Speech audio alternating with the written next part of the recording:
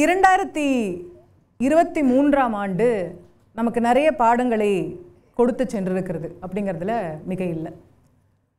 முக்கியமாக இந்த டிசம்பர் மாதத்தில் நிறைய பேரிடர்களை பார்த்துருக்குறோம், நிறைய கஷ்டங்களை அனுபவிச்சிட்டோம். வட தமிழகத்தில் சென்னை, திருவள்ளூர், காஞ்சிபுரம், செங்கல்பட்டு இந்த பகுதி ஒரு பெரும் பேரிடரை பார்த்தது. மழை, வெள்ளம், அந்த மிக்ஜாம் புயல் ஒரு பெரிய ஜாம் பண்ணிட்டு போயிடுச்சு நம்மளெல்லாம். அதுக்கு பிறகு அதுலேருந்து மீண்டும் நம்ம வெளியே வர்றதுக்குள்ளேயே தென் தமிழகத்தில் ஒரு மிகப்பெரிய பாதிப்பு. எதிர்பாராத மழை 90 சென்டிமீட்டர்லாம் காயல் பட்டணத்தில் பெஞ்சதுன்னா எந்த ஊர் தாங்க 90 சென்டிமீட்டரை தாங்கும்? எந்த ஊரால் தாங்க முடியும்? அமெரிக்கா, லண்டனால் தாங்க முடியுமா? 90 சென்டிமீட்டர் மழை 24 மணி நேரத்தில் பெஞ்சிச்சுன்னா மிகப்பெரிய வேதனை, மிகப்பெரிய கஷ்டம் அந்த ஊர் மக்களுக்கு. பாலங்கள் உடஞ்சி கிடக்கு, சாலைகள் உடஞ்சி கிடக்கு, இங்கேருந்து அங்கே போக முடியல. இன்னமும் கூட இன்னைக்கு காலையில் செய்தி நாம் பார்க்கும்போதும் கூட அன்னைக்கு 18ஆம் தேதி பெய்த மழைக்கு இன்னமும் சில பேர் அவங்க வீட்டுக்குள்ளே போக முடியாமல் கோயில்களில், மண்டபங்களில் அவங்க தங்கியிருக்கிறாங்க அப்படிங்கிறத கேள்விப்படுறோம். மிகப்பெரிய துயரங்களை பார்த்துருக்குறோம். இந்த துக்கத்தில் நம்ம எல்லாருமே பங்கு கொள்கிறோம். நம்மளால் முடிந்த உதவிகள் எல்லாத்தையுமே மக்களுக்கு செய்யணும்னு நினைக்கிறோம். சென்னையில் இருக்கிறவங்களாக இருந்தாலும் சரி, தென் மாவட்டங்களாக இருந்தாலும் சரி. ஆனால் அதை தாண்டி இதில் ஒரு அரசியல் பேசப்பட்டு வருது. அதையும் நம்ம எல்லாருமே பார்த்துக்கிட்டு தான் இருக்கோம். யாரும் ஒழுங்காக செய்யலை, மாநில அரசு சரியாக செஞ்சாங்களா, உடனே அங்கே போனாங்களா, உடனே உதவி கொடுத்தாங்களா, உணவு கொடுத்தாங்களா? இன்னொரு பக்கம் மத்திய அரசு ஃபோர்காஸ்ட் ஒழுங்காக கொடுத்தாங்களா, முதல்ல நீங்கள் இவ்வளோ மழை பெய்யுன்றதை நீங்கள் துல்லியமாக சொன்னீங்களா அப்படிங்கிறதுல தொடங்கி இன்னைக்கு கேட்டிருக்கக்கூடிய மாநிலம் கேட்டிருக்கக்கூடிய நிதியை மத்திய அரசு ஒழுங்காக கொடுக்கறதா அப்படிங்கிறது வரைக்கும் நிறைய விவாதங்கள். இதில் யாருடைய தந்தையார் வீட்டு பணம், யாருடைய தாயார் வீட்டு பணம் அப்படிங்கிறதெல்லாம் கூட பெரிய விவாதமாக மாறிட்டு இருக்கு அப்படிங்கிறத பார்க்குறோம். ஸோ இது ஒரு பேரிடர். இதை நம்ம எல்லாரும் சேர்ந்து அணுகணும். இந்த மேடையில் இருக்கக்கூடிய 6 பேருமே சேர்ந்து, இங்கே இருக்கக்கூடிய எல்லாருமே சேர்ந்து அணுகணும். அப்படிங்கிறத தாண்டி இந்த பேரிடரில் யார் சரியாக செஞ்சாங்க, செய்யலை அப்படிங்கிற குற்றச்சாட்டுகள் பரஸ்பரம் வைக்கப்படுகிறது. அந்த குற்றச்சாட்டுகளை வைப்பதற்கும் அதற்கான பதில்களை பெறுவதற்குமான மேடையாக தான் இது அமையணும் அப்படின்னு நம்ம எதிர்பார்த்தோம். இந்த பெருவெள்ள குற்றச்சாட்டுகளில் ஆளுங்கட்சி வெர்சஸ் எதிர்கட்சி அப்படின்னு நம்ம 2ஆக பிரித்திருக்கிறோம். முதல்ல இந்த பெருவெள்ளத்தில் அரசு சரியாக செயல்படவில்லை அப்படிங்கிற குற்றச்சாட்டுகளை அடுக்க திரு யுவராஜா அவர்களை அன்போடு அழைக்கிறேன். எங்களை பொறுத்தவரையிலும் பார்த்தீங்கன்னா இன்றைக்கு 2 விஷயத்தை தெளிவுபடுத்துறதுக்காக வந்திருக்கோம். இந்த மிக்ஜாம் புயலை அரசியலாக்கியது ஆளுங்கட்சி எதிர்கட்சியாக பார்த்தீங்கன்னா ஆளுங்கட்சி தான் அரசியலே ஆக்குனாங்க. இதை எதிர்கட்சியில் எந்த இடத்துலையுமே இந்த புயல் 3ஆம் தேதி தாக்கப்பட்ட பிறகு 10 நாட்கள் பார்த்தீங்கன்னா எதிர்கட்சியை சார்ந்த யாரோ ஒருவர் போய் இது திமுகவுடைய தவறு, முதலமைச்சருடைய தவறு, வேறு திமுக நிறுவனருடைய தவறு யாராச்சும் எங்காச்சும் போய் சொன்னோமாங்க? முதல்ல இந்த பிரச்சனையை கையில் எடுத்ததே திமுக காரங்க தான். மத்திய அரசு நிதி தரல, மத்திய அரசு போது ஆதரவு தரலன்னு சொல்லி ஆரம்பித்த பிரச்சனை தான் இன்றைக்கி இவ்வளோ தூரம் நிற்குது. இன்னொன்று, நம்ம ஆளுங்கட்சியை சார்ந்த கூட்டணி கட்சி தலைவர்கள் பார்க்க சந்தோஷமாக இருக்குது. 2.5 வருஷமாக பால் விலை ஏறிச்சு, எதிர்கட்சி கூட்டணி கட்சியில் குரல் கொடுக்கல, டாக்ஸ் ஏற்றுனாங்க குரல் கொடுக்கல, நீட் தேர்வு வாக்குறுதி கொடுத்து என்னாச்சுன்னு சொல்லி குரல் கொடுக்க கிடையாது, கரண்ட் கட்டணத்தை ஏற்றுனாங்க அதற்கும் குரல் கொடுக்க கிடையாது. ஆனால் இன்றைக்கு ஆளுங்கட்சியை காப்பாவதற்காக காங்கிரஸ் கட்சியினுடைய மிகப்பெரிய தலைவர் வந்திருக்காரு, திராவிட கொள்கை பேசக்கூடிய தலைவர் வந்திருக்காரு. இதெல்லாம் பார்க்கும் பொழுது தொடர்ச்சியாக மக்கள் பிரச்சனைக்காகவும் அவர்கள் ஆளுங்கட்சிக்கு கூட்டணியாக இருந்தாலும் கூட குரல் கொடுக்கணுங்க தான் எங்களுடைய தாழ்மையான வேண்டுகோள் இந்த குறிக்கிறேன். மிக்ஜாம் புயல் 2-3 நாட்கள் பார்த்தீங்கன்னா யாரும் பெருசாக விவாதிக்க கிடையாது. ஆனால் ஒரு கட்டத்திற்கு மேலே இன்னும் சொல்லப்போனால் பார்த்தீங்கன்னா மேடம் வீட்டிலோடு தண்ணி இருந்தாலும் இருக்கலாம். இங்கே இருக்க காவல்துறையாக இருக்கட்டும், இங்கே இருக்கிற திமுக இருக்கட்டும், அதிமுக இருக்கட்டும், தமாக இருக்கட்டும், காங்கிரஸாக இருக்கட்டும், இது எல்லாருமே பாதிக்கப்பட்டிருந்தோம்.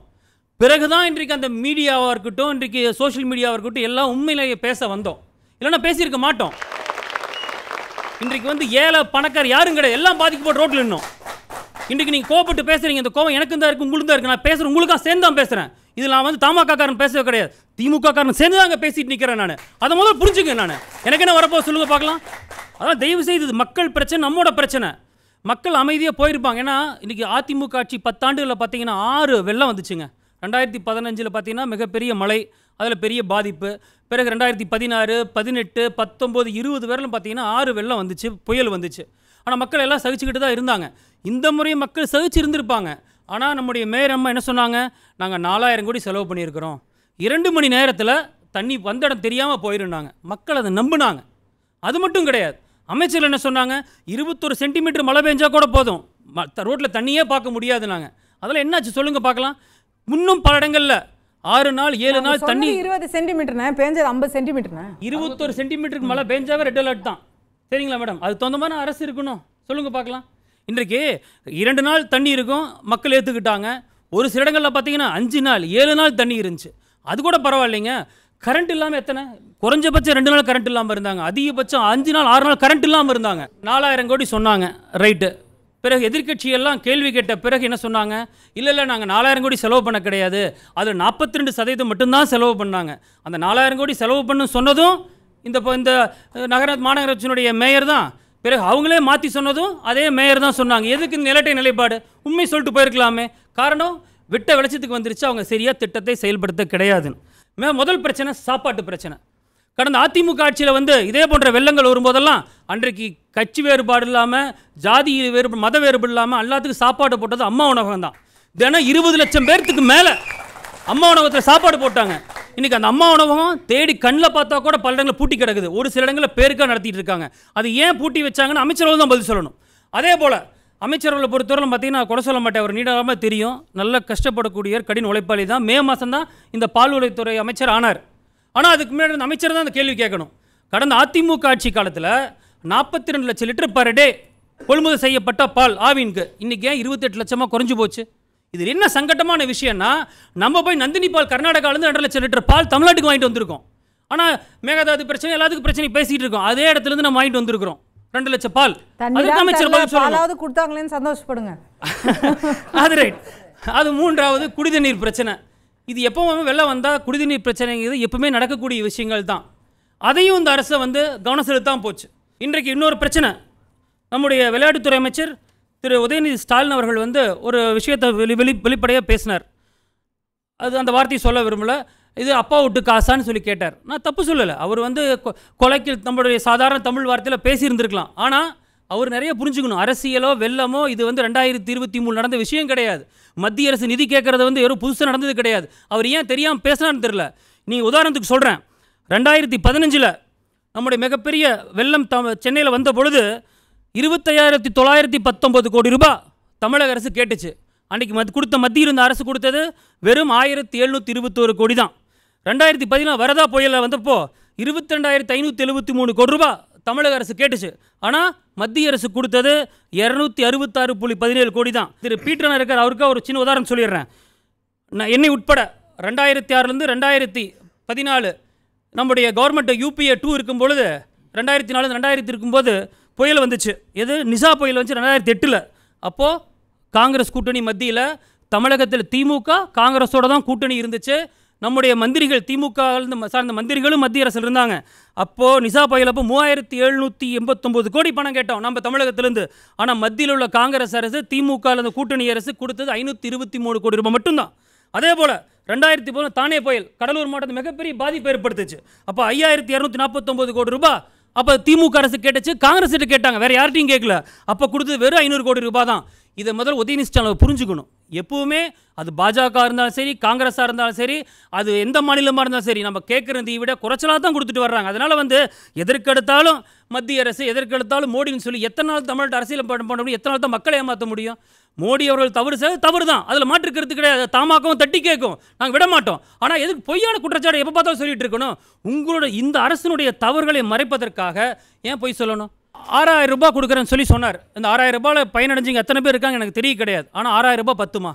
2015 அன்றைக்கு இருந்த முதலமைச்சர் ஜெயலலிதா 5,000 ரூபாய் கொடுத்தாங்க. 8 வருஷம் ஆயிடுச்சு. எவ்வளோ விலைவாசி உயர்ந்துருச்சு? 2015 தமிழக முதலமைச்சருடைய சம்பளம் 5,000 ரூபாய், 55,000 ரூபாய். இன்றைக்கு தமிழக முதலமைச்சரோட சம்பளம் 2,05,000 ரூபாய். முதலமைச்சர் சம்பளத்தை மட்டும் 150 மடங்கு ஏற்றிட்டாங்க. ஆனால் பாதிக்கப்பட்ட மக்களுக்கு 1,000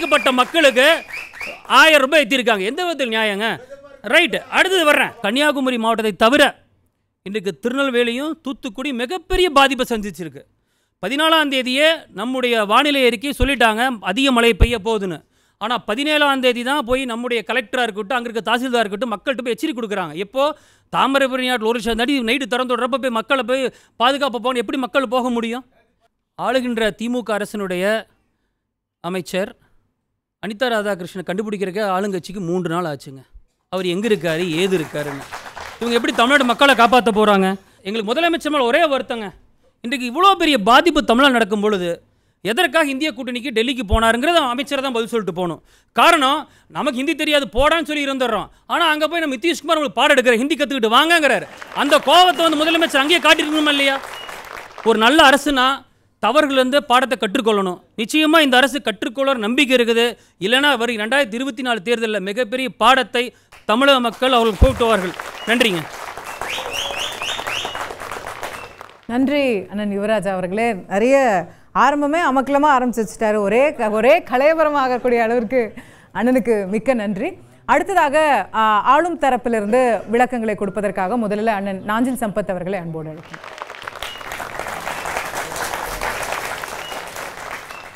பேரிடர் பாதிப்பிலிருந்து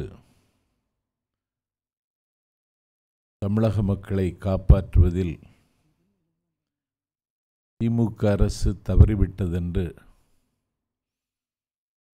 நான் பெரிதும் மதிக்கின்ற நண்பர் யுவராஜ் ஒரு குற்றச்சாட்டை அழுத்தமாக பதிவு செய்துவிட்டு அமர்ந்திருக்கிறார். நான் நெறியாளர் தங்கை அசோகாவுக்கு சொல்வேன், இந்த தலைப்பே காலாவதியாகி போன தலைப்பு.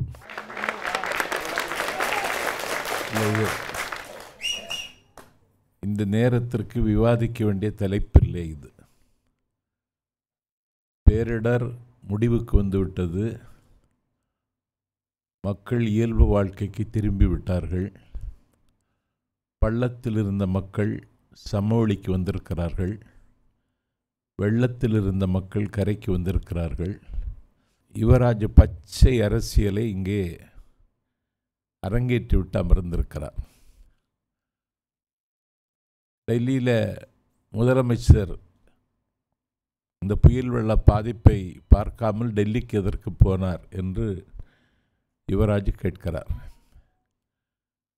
டெல்லிக்கு போனது அவர் ஏற்கனவே திட்டமிட்டது. 19ஆம் தேதி டெல்லியில் இந்தியா கூட்டணி கூட்டம். ஆனால் ஒரே கல்லில் 2 மாங்காயை வீழ்த்துவது மாதிரி இந்தியா கூட்டணியிலும் கலந்து கொள்ளலாம்.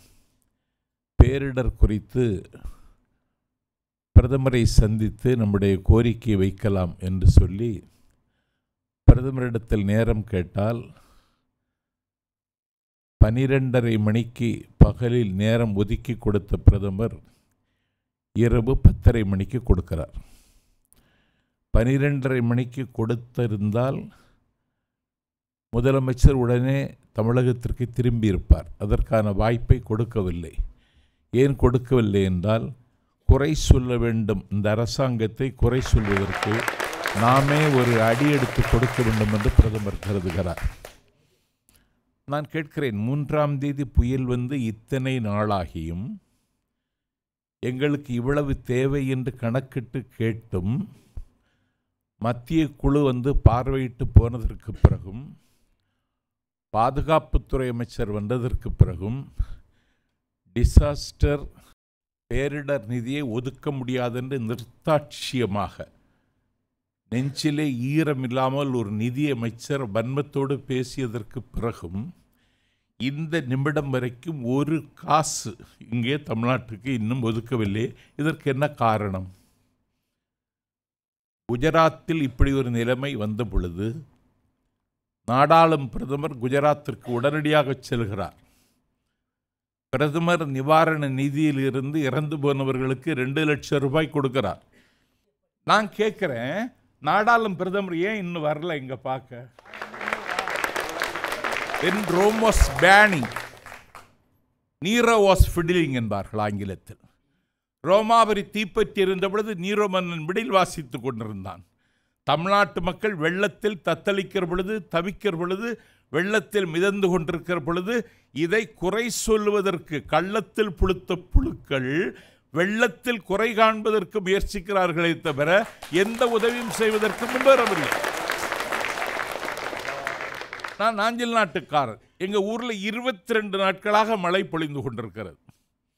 தாக்கு பிடிக்க முடியவில்லை தான். ஆனால் இதில் திமுக காரன் எதுவும் செய்யலைன்னு சொல்றாங்க. நாமக்கல் மாவட்ட திமுக செயலாளர் ராஜேஷ்குமார் 65 லட்சம் ரூபாய் மதிப்புள்ள நிவாரணப் பொருட்களை பாதிக்கப்பட்ட நெல்லைக்கு அனுப்புகிறார். இப்படி ஒவ்வொரு மாவட்ட செயலாளரும் பாதிக்கப்பட்ட பகுதிக்கு நிவாரணப் பொருட்களை அனுப்பி கொண்டே இருக்கிறார்கள். 10 அமைச்சர்கள் தென் தமிழகத்தில் முற்றுகையிட்டிருக்கிறார்கள். நிதியமைச்சர் அதை மேற்பார்வையிட்டு அதை கட்டளையிட்டு கண் தூங்காமல் கடமை ஆற்றிக் கொண்டிருக்கிறார். கெடுப்பதும் கெட்டார்க்கு சார்பாங்கே எடுப்பதும் எல்லாம் மழை என்றான் வள்ளுவன். ஆகவே கெடுக்கும் மழை. இன்றைக்கு மழை அப்படியா கிடைத்தது? எத்தனை உயிர்களையோ நாம் இன்றைக்கு பறிகொடுத்திருக்கோம். நாடாளும் பிரதமர் இந்த நிமிடம் வரை ஒரு அனுதாபம் கூட தெரிவிக்கவில்லை. இந்த சோகத்தை எங்கம்மா போய் சொல்றது? ஒரு அனுதாபம் கூட தெரிவிக்கல. முன்னெச்சரிக்கை நடவடிக்கை எடுக்கலைங்கிறாங்க. புயல் வரப்போகிறது என்று செய்தி வந்து கொண்டிருக்கிறது. கருவுற்ற பெண்கள், நிறைமாத கர்ப்பிணியாக இருக்கிற பெண்கள் யார் என்று அடையாளம் காணுவதற்கு தமிழ்நாடு சுகாதாரத்துறை உடனடியாக அந்த கணக்கை எடுக்கிறது. நிறைமாத கர்ப்பிணிகள் அனைவரையும் அழைத்து கொண்டு வந்து அரசு மருத்துவமனைகளில் அனுமதித்து அவர்களுக்கு சுகமான பிரசவத்தை பார்ப்பதற்கு நடவடிக்கை மேற்கொண்டு அந்த மலைச்சூழலில் அவர்கள் சிக்கிக்கொண்டால் ஆபத்தில் போய் முடிந்துவிடும் என்று முன்னெச்சரிக்கை நடவடிக்கை தமிழ்நாட்டில் அண்ணன் ஸ்டாலின் அரசு எடுத்ததைப் போல இந்தியாவில் எந்த அரசாவது இதுவரைக்கும் எடுத்திருக்கா? நான் கேட்குறேன், பேரிடர் நிதின்னு ஒன்று தர முடியாதுன்னு சொன்னதற்கு பிறகும் இந்த நாட்டில் நிதியமைச்சர் நெல்லைக்கு வருகிறார். திமுக எதிர்ப்பு தெரிவித்திருக்கலாம். திமுக எதிர்ப்பு தெரிவிக்கவில்லை என்பதிலே எனக்கு வருத்தம் உண்டு. ஆனால் அங்கேயும் நிதியமைச்சர் பெருந்தன்மையோடு நடந்து கொண்டு 72 பக்கம் ஒரு அறிக்கையை இந்தியாவினுடைய நிதியமைச்சரிடத்தில் கொடுத்தார். அதை பார்த்தாரா? படித்தாரா? பதில் சொன்னாரா? அங்கேயும் நிதியமைச்சர் என்ன சொல்கிறார்? கோவிலில் தட்டில் போடாதீங்க, புரோகிதத்தை கொடுங்கன்னு சொல்வதற்கு நிதியமைச்சர் அந்த நேரத்தை எடுத்துக்கொள்கிறார். என்னையா கூத்துது? என்னுடைய சகோதரி கனிமொழி ஒரு கிராமத்திற்கு போகிறார். ஒரு 25 வாலிபன் அவரை நெருங்கி பேசுகிறான். நான் உங்களுக்கு 15 தடவை ஃபோன் போட்டேன், பாதிக்கப்பட்டவர்களின் பெயரை சொல்லி உதவி கேட்டேன், 15 முறையும் தொலைபேசி எடுத்த ஒரு பாராளுமன்ற உறுப்பினரை நான் இப்போதுதான் பார்க்கிறேன்னு ஒரு தம்பி சொல்றாங்க. அப்போ நாங்கள் எங்கே சறுக்கி இருக்கோம்? ஒரு மனச்சாட்சி இல்லாத, மனிதாபிமானம் இல்லாத ஒரு மத்திய அரசாங்கத்தோடு மல்லுக்கட்டி நிதியை அவர்கள் தராத பட்சத்திலும் இருக்கிற நிதியை வைத்துக்கொண்டு இந்த பேரிடரை சமாளித்தது என்பது இந்த நாட்டில் ஒரு குடிகார கணவனோடு குடும்பம் நடத்துகிற ஒரு இல்லறை தலைவி, அவன் காசு கொடுக்காவிட்டாலும் அவள் பெற்ற பிள்ளைகள் பசித்திருக்க கூடாது என்று கருதி அவள் அந்த குடும்பத்திற்கு தலைமை தாங்குகிறவள் நடந்த ஒரு இல்லற தலைவியைப் போல அண்ணன் ஸ்டாலின் நடந்து கொண்டார். இந்த அரசை குறை சொல்லுகிறவர்களுடைய நாக்கு அழுகி போகும். தமிழ் படித்த நான் சொல்லுகிறேன்.